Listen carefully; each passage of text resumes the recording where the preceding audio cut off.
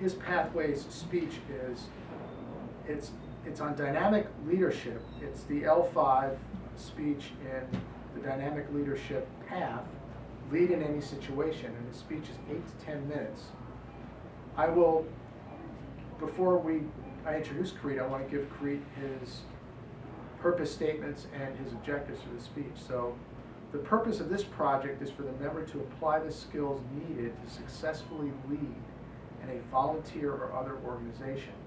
The purpose of this speech is for the member to share some aspect of his or her experience as a leader and or the impact of the 360-degree evaluation. So it may be humorous, informational, any style the member chooses, but it must be appropriate for the content. Kireet's speech is entitled, is it Hagoromo? Hagoromo. Hagoromo. It sounds Japanese. It is. I was going to say, I'm a Kanban fan and other Japanese techniques. Hagoromo. So I should bow when I Hagoromo. Very good. A cumulative point of view on leadership. Hagoromo, following is easier than leading, as you don't need to know all of the answers. Leadership is multifaceted and leaves an imprint like the erased chalk on a blackboard. Kireet Kokala will detail his experiences on incorporating feedback into leadership. Kireet, come on us and talk about Hagoromo. All right. Thank you for the warm introduction, Mr. Toastmaster and Evaluator. Fellow Toastmasters, distinguished guests, good evening. In order to lead, you must first understand what it is to follow. But in order to follow, you must want to lead. Or so I thought a long time ago when I was getting serious about my career and personal life. Fast forward to today, I know that's not entirely true. All of us understand that leadership is multifaceted. There are many aspects of a leader that grow and evolve over time. Also thought that leadership would be happenstance or an end result, a welcome change, if you will, over time after working hard, toiling away at whatever it is you're supposed to do. I found out later that's also not the case because there are way too many aspects that I haven't explored yet. One of these aspects happens to be how you absorb feedback into your own leadership style. And on the same note, one of the more organized ways of absorbing leadership style is via feedback loops. A feedback loop can be something formal or informal. In my case, as I explored the project, the elective on my L5 leadership path, 360-degree evaluations is what I came upon. I've encountered this previously as well. Essentially, a 360-degree evaluation is a formalized way of soliciting feedback. Think about the time you checked out of Kroger and you saw some sort of sentiment analysis with a smiley face on an LCD screen that you could have touched to say, my shopping experience was okay, or, I didn't really care, neutral. Or if you bought a car and a week later you got a satisfaction survey, that's also part of 360-degree evaluations. Lastly, if you've attended a conference and you get that site survey link, satisfaction survey links, these are all part of eliciting feedback. These are all ways in which we give feedback. If we kind of step away from the current means that people use to do feedback, feedback loops, let's go way back. And once upon a time, we had these things called Blackboards. I grew up with them, I loved them, and a lot of people frown when I talk about Blackboards, but you had to use chalk. You had to use chalk to write on them, and the survey's out that this country makes the best chalk, no, it's somebody else.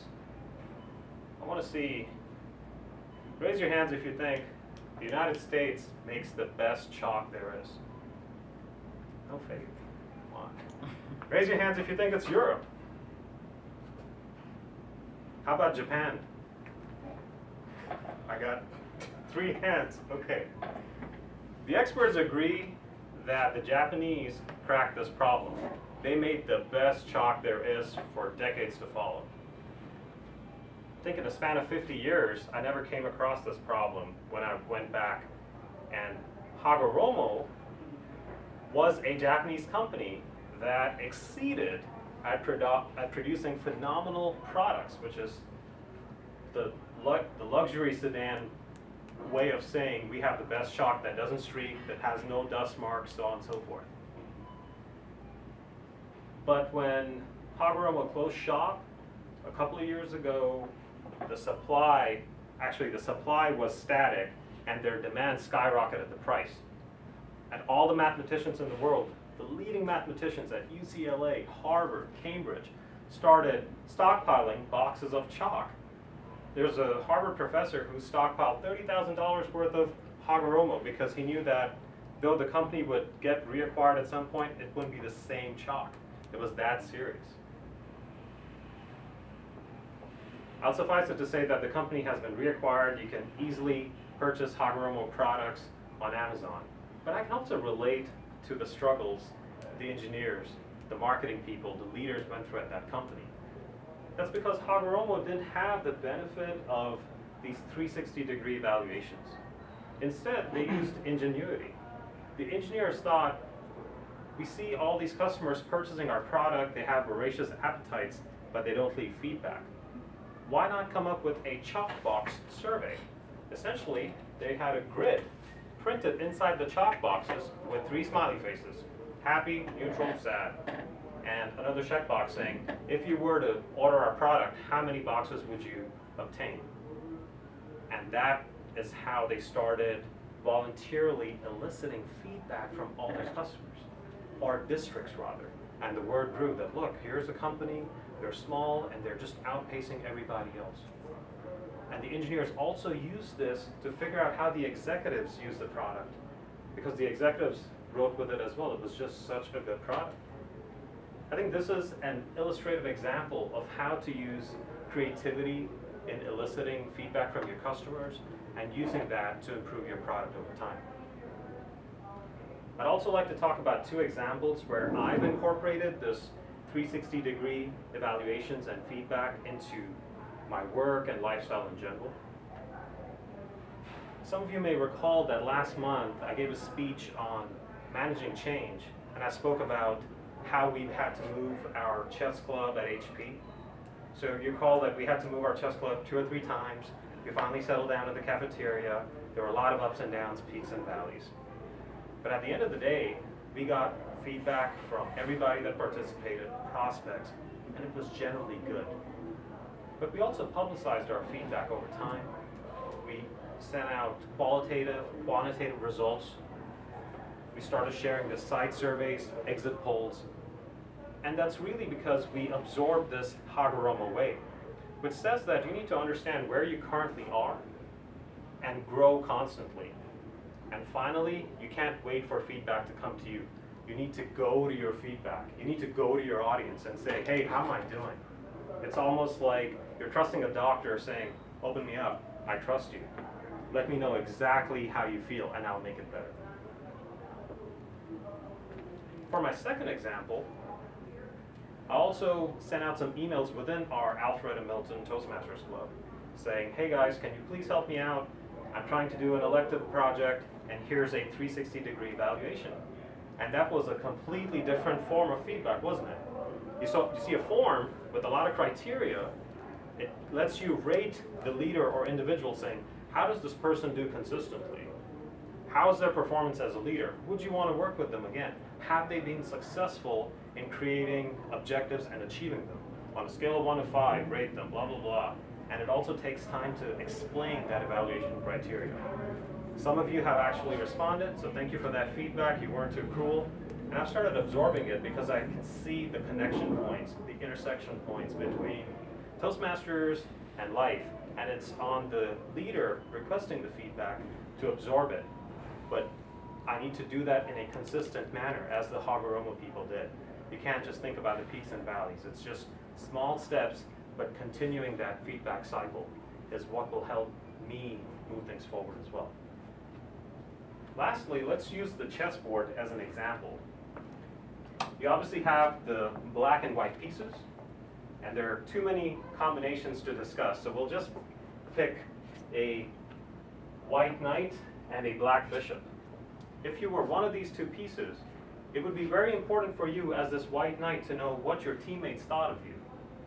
Your peers or power pieces such as the rooks and bishops, or your subordinates or juniors such as the pawns.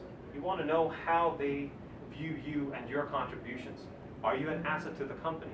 Would they like working with you? And lastly, your superiors such as the king and queen give you the bird's eye view of the organization. Can you move with the organization? Can you grow the line of business? Things like that.